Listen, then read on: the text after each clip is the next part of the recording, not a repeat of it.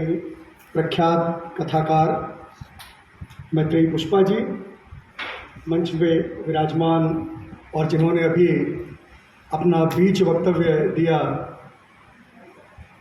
Professor Gopal प्रधान जी, मेरे दो बहुत ही अभिन्न मित्र प्रोफेसर दीपक प्रकाश त्यागी और प्रोफेसर नरेंद्र मिश्र जी, और सामने बैठे हुए आप सभी सुधी जन।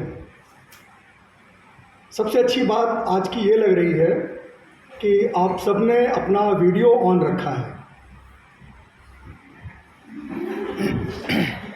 पिछले 2 साल से ऑफ वीडियो पर भाषण देते देते हम लोग काफ़ी थके हुए थे, लगभग ऊब चुके थे, और आप कितना हमें सुन रहे थे ये आपसे बेहतर कौन जानता है।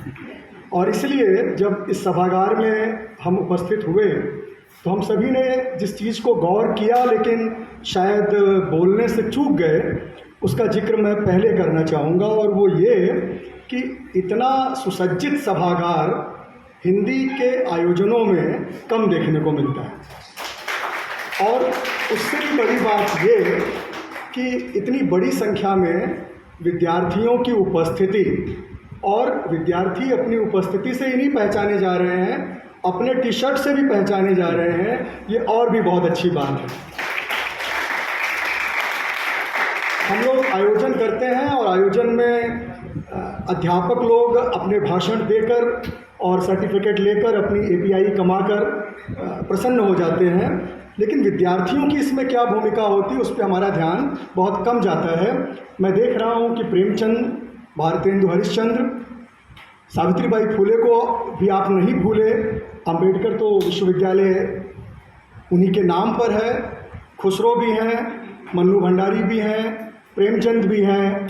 तो इस तरह से यह जो आप लोगों ने मेहनत की है, इसके लिए मैं आप सबको बहुत बधाई देता हूँ। यह एक बहुत ज़रूरी काम आप लोगों ने किया। सेमिनार के संयोजक एक विषय देते हैं और हम सब अपनी समझ से उस विषय को डिकोड करने की कोशिश करते हैं।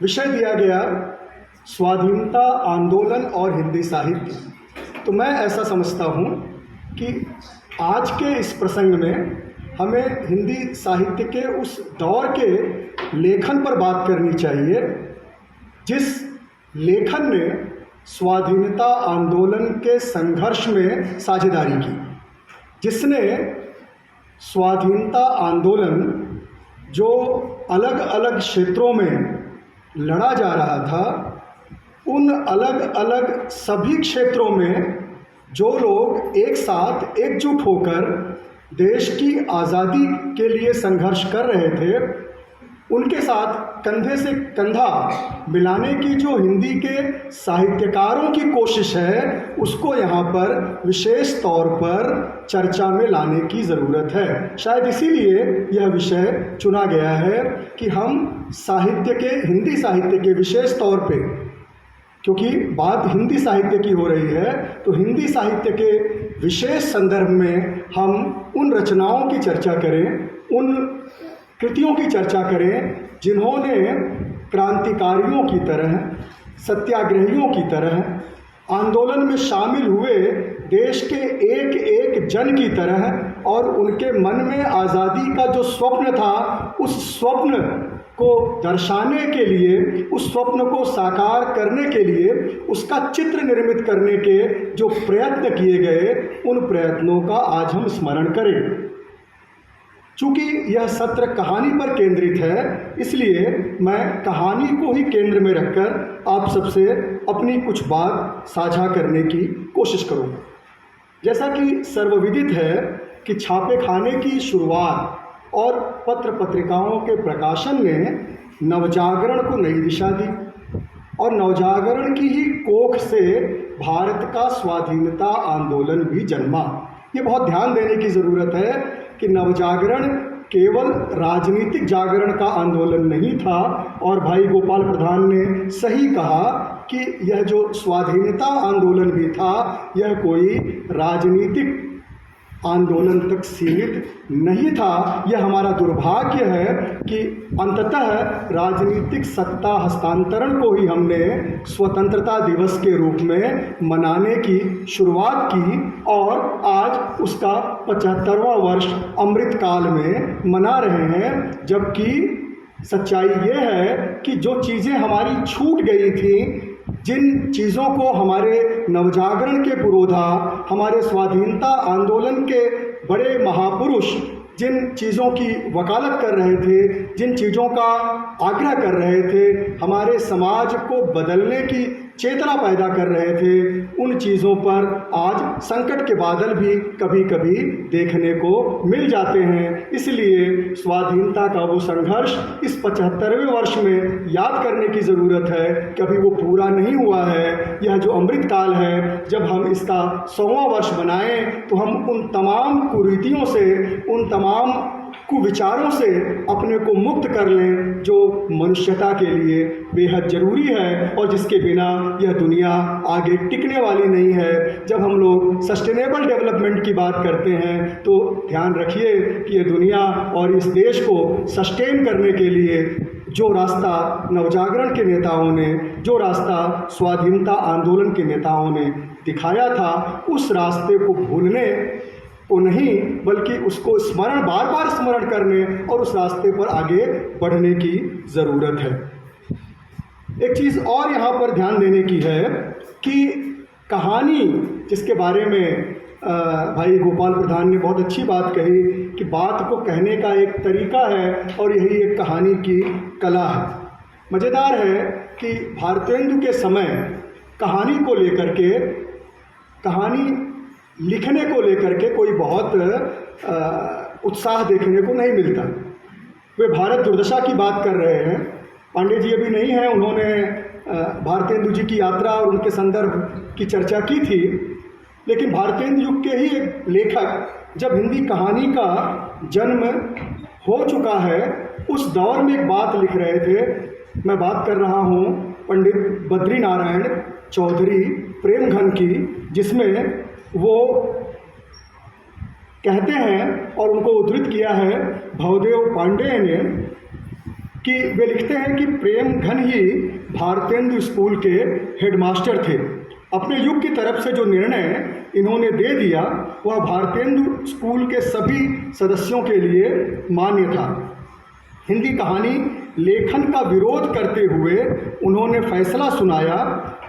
क्या फैसला सुनाया था कि कुछ परिश्रम स्वीकार कर मस्तिष्क लड़ा, विशुद्ध भाषा और भाव के संग विद्या और शिक्षा पाने से भाषा का उपकार संभव है, न कि केवल ऐसी कहानियाँ लिख डालने से जैसा कि लोग जबानी कहा करते हैं, जिनके पढ़ डालने के पीछे नेत्रों को कुछ कष्ट और समय व्यर्थ जाने के अतिरिक्त पाठकों को कुछ लाभ न होगा। आप देख लीजिए 1905 में यह बात वो कह रहे थे। भारतेंदु युग के एक बहुत ही महत्वपूर्ण स्तंभ के रूप में हम उनको जानते हैं। लेकिन ध्यान दीजिए कि जब वो ये बात लिख रहे थे उस समय हिंदी कहानी का आगाज़ हो चुका था और अनेक कहानियाँ एक साथ पत्र पत्रिकाओं में प्रकाशित होने लगी थी। यह आश्चर्य की बात नहीं है कि एक तरफ माधव प्रसाद मिश्र, दूसरी तरफ श्याम सुंदर दास, तीसरी तरफ माधवराव सप्रे एक साथ अपनी अपनी पत्रिकाओं में वे कहानियों के प्रकाशन की शुरुआत कर चुके हैं। और कहानियाँ छोटी छोटी, जिनके बारे में ये कहा जा रहा है कि ये तो केवल जबानी जबा खर्च है, समय व्यर्थ है और पढ़ने से नेत्रों को कष्ट होगा, उसी टिप्पणी के आलोक में आप हिंदी की पहली कहानी पर नज़र दौड़ाइए। और वो कहानी है एक टोकरी भर मिट्टी, माधवराव सप्रे की। मैं उस विवाद में नहीं जाऊंगा कि पहली कौन सी है, दूसरी कौन सी है, लेकिन 1.5 पन्ने की कहानी है। इस 1.5 पन्ने की कहानी में अंग्रेजी राज की धज्जियाँ उड़ जाती हैं अगर आप उसे अच्छी तरह पढ़कर, समझकर, सोचने की कोशिश करते हैं। और वो होता क्या है, आप देखें कि 2 छोटे छोटे परिच्छेद मैं पढ़ूंगा पहले तो उसमें जमींदार को श्रीमान कह के संबोधित किया गया है, और ये श्रीमान सर का अनुवाद है, और सर किसको कहा जाता रहा है और कब इसके कहने का प्रचलन शुरू हुआ ये हम लोग भली भांति जानते हैं। आप देखें कि गौरांग महाप्रभुओं ने जो अपने सुशासन का अंग्रेज राज सुख साज सजय सब भारी पै धन विदेश चली जात यह अति ख्वारी, जो बात भारतेंदु जी ने उस समय कही थी, वो अपनी न्यायप्रियता का डंका पीटते थे। वो अपने को बड़ा न्यायी कहते थे, अदालत वही लेकर आए थे, और उन्हीं की अदालत में वकालत करते करते तमाम लोगों ने राष्ट्रीय कांग्रेस की स्थापना कर दी और देश की आज़ादी का बिगुल फूंक दिया था। तो जिस अदालत को वो लेके आए थे, उस अदालत पर ये 1.5 पन्ने की छोटी कहानी इतनी खूबसूरत टिप्पणी करती है, इतनी मार्मिक टिप्पणी करती है। और क्या लेखक लिखता है कि श्रीमान के सब प्रयत्न निष्फल हुए, तब वे अपनी जमींदारी चाल चलने लगे, जमींदारी चाल चलने लगे। बाल की खाल निकालने वाले वकीलों की थैली गर्म कर उन्होंने अदालत से झोपड़ी पर अपना कब्जा करा लिया और विधवा को वहां से निकाल दिया। विधवा कौन है? अदालत किसकी है? फैसला कौन कर रहा है और फैसला किसके खिलाफ हो रहा है? इसको ध्यान में रखकर जब इस कहानी को पढ़ते हैं तो इसका जो पाठ खुलता है वो ये बताता है, जिसका जिक्र गोपाल जी ने किया, कि ये कहानी कला थी जिसने अपनी पहली ही धमक से ये जता दिया कि वह किस उद्देश्य से आई है। सत्यकेतु जी इस आयोजन के संयोजक हैं और वे एक बहुत ही बड़े आचार्य के सुपुत्र भी हैं, जिनकी पुस्तकें हम लोगों ने पढ़ी हैं। आचार्य गोपाल राय जी ने अपनी पुस्तक कहानी का इतिहास में एक पूरा चैप्टर ही रखा है, छापामार युद्ध की तैयारी में लिखी गई कहानियाँ। ये ध्यान देने की बात है कि तमाम कहानियाँ जो उस दौर में लिखी जा रही थी वो इसी उद्देश्य को पूरा करने के लिए, इसी निहितार्थ को साधने के लिए लिखी जा रही थी। आप देखें एक और कहानी है। मैं शुरुआत की कुछ कहानियों का जिक्र करने के बाद मैं बात करूंगा पांडे बेचन शर्मा उग्र पर, क्योंकि प्रेमचंद पर तो बहुत लोग बात करते हैं, प्रसाद पर भी बात की जाएगी, मुझे पता है कि अन्य लोगों पर भी बात की जाएगी। उग्र पर शायद हम में से कोई बात करने वाला न हो, इसलिए मैं उग्र पर बात करूंगा। लेकिन उसके पहले माधव प्रसाद मिश्र की कहानी है, सुदर्शन में छपी है, विश्वास का फल। आप देखें कि हिंदी कहानी 1900 के बिल्कुल पहले दशक में गांव की तो छोड़िए, वह शहरों की झुग्गी झोपड़ियों में जा रही है। झुग्गी झोपड़ी के चित्र कहानी में माधव प्रसाद मिश्र लेकर आ रहे हैं विश्वास का फल में, जहां पर वो लिखते हैं कि इस शहर में जैसे अमीरों और बड़ी बड़ी सड़कों और मकानों की भरमार है, उसी तरह मजदूरी पेशे वाले दीन लाचार तथा और तरह से औकात गुजारी करने वाले गरीबों और उनके रहने वाले छोटे छोटे तंग गंदे पुराने मकानों तथा उसी ढब की गंदी गलियों की भी कमी नहीं है। यानी अंग्रेज जिस देश के विकास का ढिढोरा पीट रहे थे, उसकी अंधेरी गलियों में हिंदी कहानी घूम रही थी, और वह सिर्फ घूम नहीं रही थी बल्कि वह अपने लेखन के माध्यम से हमारी संवेदना को आकर्षित कर रही थी। और इसी कहानी में जो एक थोड़े सज्जन पढ़े लिखे और संपन्न व्यक्ति हैं, वो उस छोटे से बालक को जो भगवान के नाम एक चिट्ठी लिख रहा है, यह देश आस्तिकों का देश है, ये तब भी आस्तिक थे, आज भी आस्तिक हैं, और जब तक शायद भारत रहेगा उसकी आस्था कभी दिखने वाली नहीं है, लेकिन उसकी आस्था कुछ अलग थी।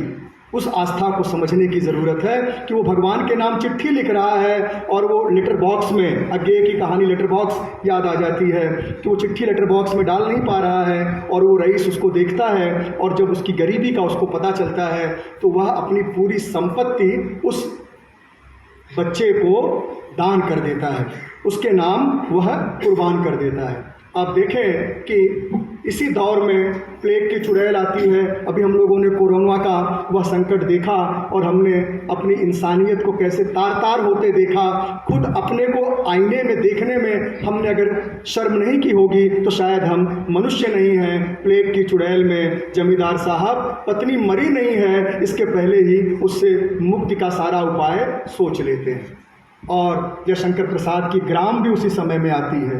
मोहनलाल के पिता कुंदन लाल ने उस जमींदार के परिवार से, जिसने उससे कर्ज लिया था, यानी महाजन से कर्ज लिया था, उस महाजन से कर्ज की एवज में वो उसकी पूरी मिल्कियत नीलाम करवा के अपने नाम ले लेते हैं। तो याद आता है कि वो इस्तमरारी बंदोबस्त कानून, जिसके चलते इस तरह से जो जमींदारी थी उसको किराए के जमींदारों के रूप में बदल देने की अंग्रेजी कोशिश हुई थी, जिसका एक बड़ा परिणाम 1857 के विद्रोह के रूप में सामने आता है। अब मैं बात करूंगा उग्र जी की। पांडे बेचन शर्मा उग्र से आप भली भांति परिचित होंगे और उनके 2 कहानी संग्रह प्रतिबंधित हुए, एक चिंगारियाँ नाम से और दूसरा क्रांतिकारी कहानियाँ नाम से।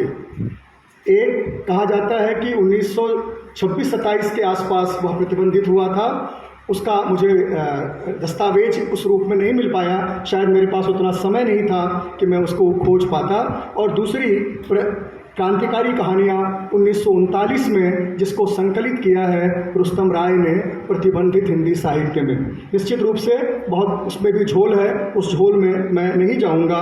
और पांडे बेचन शर्मा उग्र प्रेमचंद से उम्र में 20 साल छोटे थे, लेकिन जिस समय प्रेमचंद जिस कैड़े की कहानियाँ लिख रहे थे, लगभग उसी कैड़े की कहानियाँ उग्रजी भी अपनी अनूठी शैली में लिखने की शुरुआत कर चुके थे, जिसे हम 20 का दशक कहते हैं, जो आज़ादी के आंदोलन का बहुत महत्वपूर्ण दशक था। उसी दशक में उन्होंने विजयांक का, गोरखपुर के यहाँ बहुत लोग बैठे हुए हैं, मैं कई लोगों को जान रहा हूँ, विजयांक स्वदेश के विजयांक का उन्होंने संपादन किया था और उसके बाद उसे न केवल जब्त किया गया बल्कि उसमें उन्हें भी जेल हुई और वो सरस्वती प्रेस से प्रकाशित हुआ था, इसलिए महताब राय को भी गिरफ्तारी हुई। और जो उसके संचालक थे दशरथ प्रसाद द्विवेदी, उनको तो 2.5 साल जेल में बिताना पड़ा। उसमें उस अंक में उन्होंने जो एक कविता जिसका जिक्र उन्होंने अपनी आत्मकथा अपनी खबर में किया है, उसका भी जिक्र मैं यहाँ करना चाहूँगा, 5 मिनट में ही समाप्त करूँगा। कि क्रांति की उषा से होगा रक्त भारतीय व्योम, ताप भरा तेह का करण तमके ही गा, भारो राजनीति के उदति के उभारी को, चारु काल चक्र चंद्रमा सा चमके ही गा, बैरियों का दमन शमन होगा शक्ति ही से, युद्ध घोषणा कोई थर धमके ही गा, कायरो क्यों लेते हो कलंक ही, अकारत ही भारत के भाग्य का सितारा चमकेगा ही। यह कविता उसमें प्रकाशित हुई थी। आप देखें कि 20 के दशक में इस कविता के बहाने कवि किस तरह से, लेखक किस तरह से, संपादक किस तरह से अपनी बातों को वो कह रहे थे। मैं बहुत सी कहानियों का जिक्र करना चाहता था उग्र जी की, जो उन्होंने सीधे सीधे स्वाधीनता आंदोलन को केंद्र में रखकर और उस दौर में लिखी है जिस दौर में स्वाधीनता आंदोलन चल रहा था। उनकी एक कहानी है उसकी माँ, उसका एक दूसरे शीर्षक से भी प्रकाशन हुआ है, लाल की माँ। लोगों ने गोरकी की माँ से उसकी तुलना करने की भी कोशिश की है कि उस कहानी में एक माँ है जो विधवा है और उसके बेटे को आज़ादी की लड़ाई के आंदोलन में शामिल होने के कारण उसे सज़ा दी जाती है और वह माँ अपना सब कुछ न्यौछावर करके अंत तक अपने बेटे को बचाने की कोशिश करती है और इसी क्रम में उसकी मौत हो जाती है, आँख और मुंह उसके खुले रह जाते हैं। कई कहानियाँ हैं। एक कहानी है नेता का स्थान, मैं उद्धरण देता लेकिन चिट्ठी आ गई है इसलिए चिट्ठी का सम्मान करना ज़रूरी होता है। नेता का स्थान कहानी, ये भी उसी दौर में 20 के दशक में लिखी गई कहानी है और वो लोग जो प्रचंड बहुमत पाकर बहुत इखलाते अकड़ते हैं, उनको ये सबक देने वाली कहानी है। और उस दौर में भी ये सबक दे रही थी कि नेता का स्थान क्या होता है। वो ज्वालामुखी पे बैठे होते हैं, दो मित्र हैं, दोनों मित्र में एक सेवा का व्रत लेता है, एक नेता बनता है। और नेता जो बनता है वो जनता के हित में उन्हें आकर्षित करके वह अपने राजा से समझौता कर लेता है, राजा का मंत्री बन जाता है, और मंत्री बनने के बाद जनता के दुखों को वो भूल जाता है। और एक दिन जनता जब जागती है तो उसके चिथड़े चिथड़े उड़ा देती है। और उग्र जी याद दिलाते हैं उस समय के नेताओं के कि बेटा देख लो, ये तुम्हारा स्थान है, अगर तुम सही तरीके से इस देश की जनता की सेवा नहीं करोगे तो तुम्हारे लिए यही स्थिति होने वाली है। इसी तरह उनकी कहानी है ध्रुव धारणा, जो प्रेम की कहानी है, और किस तरह से पति पत्नी एक दूसरे को प्रेम करते हैं और आज़ादी की लड़ाई में एक दूसरे का सहयोग थोड़ा फिल्मी अंदाज में देते हैं। चूँकि आप जानते हैं उग्र जी लगभग 10 वर्ष तक फिल्मी दुनिया में रहे। इसी तरह से देश के लिए कहानी, लोग कहते हैं कि रूसी क्रांति और रूसी साहित्य ने इस देश की साहित्यिक चेतना को गढ़ने में बहुत बड़ी भूमिका निभाई थी। कहते हैं कि रूस की क्रांति से प्रेरणा लेकर भारतीय स्वतंत्रता आंदोलन बहुत तेज गति से आगे बढ़ा था। तो वो कहाँ से प्रेरणा ले रहा था? क्या वो सीधे सीधे रूस जाके शिक्षा ले रहा था? नहीं, उग्र जैसे कथाकार, प्रेमचंद जैसे कथाकार रूस के जीवन की, वहाँ की कहानियाँ, वहाँ के किरदार, वहाँ के किरदारों की भूमिका को हमारे सामने रखने की कोशिश कर रहे थे। और ऐसे में देश के लिए कहानी में वसीली लाइबोफ नाम का एक पात्र है। इसी तरह से नागा नरसिंह दास, ये कहानी गांधी जी के असहयोग आंदोलन में साधुओं को, सन्यासियों को उनके साथ जुड़ने के लिए प्रेरित करने वाली कहानी है। और गांधी जी पे तमाम तरह के जो आरोप लगाए जाते थे, मैं उसको बहुत विस्तार में नहीं जाऊंगा, लेकिन कांग्रेस और गांधी को हमेशा अपनी सफाई देनी पड़ती रहती थी। और साधुओं को नागा नरहरि नरसिंह दास समझाते हैं और उन्हें एकत्र करते हैं। मैं उसको पढ़ना चाहता था लेकिन उसको भी नहीं पढ़ूंगा। उनकी कहानी सृष्टि है, जिसमें विधाता सृष्टि की रचना कर रहे हैं और सृष्टि की रचना करते हुए देशभक्त को रचते हैं और देशभक्त को सब कुछ देते हैं, सारा ज्ञान बुद्धि कौशल देते हैं, और लेकिन उसको उम्र देते हैं केवल 20 साल। तो उनकी पत्नी, जो विधाता की पत्नी है, वो पूछती हैं कि इतना सब कुछ गुण देने के बाद इसको उम्र केवल 20 साल आपने दे दी, 48 साल तो मेरा हो गया। तब वो लिखते हैं, उसका जो अंतिम बंद वो पढ़ूंगा, कि तुम्हारे कहने से मैं संसार के लुटेरे को मैं कैसे सम्राट मान लूं। वो लड़का कहता है, सम्राट क्या मनुष्यता का द्रोही हो सकता है? सम्राट न्याय का गला घोंट सकता है? सम्राट रक्त का प्यासा हो सकता है? तुम जिसे सम्राट कहते हो भाई, उसे मनुष्यता और मनुष्यता के उपासक राक्षस कहते हैं। फिर सम्राट की जय घोषणा कैसी?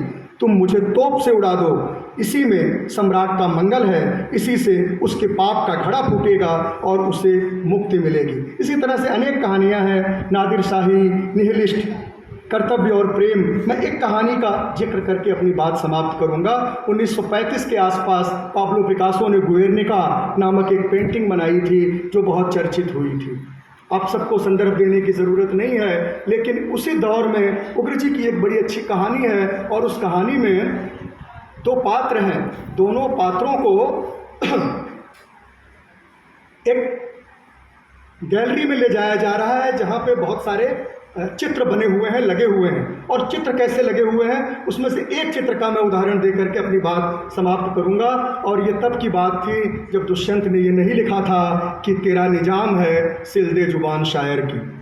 दुष्यंत ने तब ये पंक्तियाँ नहीं लिखी थी और मुझे पता नहीं कि मैं वो मिलान नहीं कर पाया कि गुएर्निका की रचना तब हो गई थी कि नहीं हुई थी। लेकिन उग्र जी ने जो चित्र रखा है मैं उसको आपके सामने रखूँगा कि एक चित्र में कोई दानव एक मनुष्य की जीभ को उसके ओठों से सटाकर, जीभ को ओठों से सटाकर सी रहा था।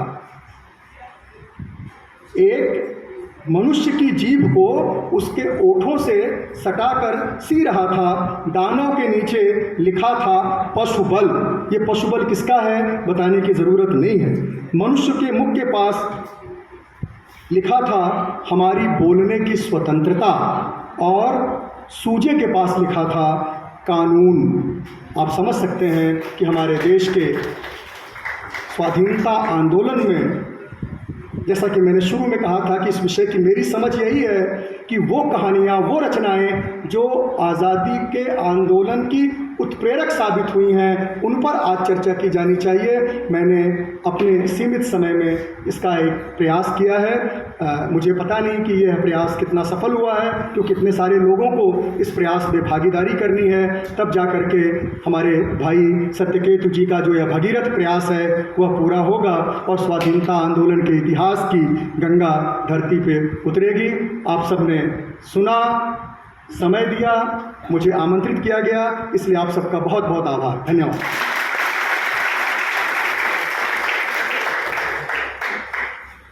क्षमा के साथ सर मैं आपका शुक्रिया अदा करता हूं।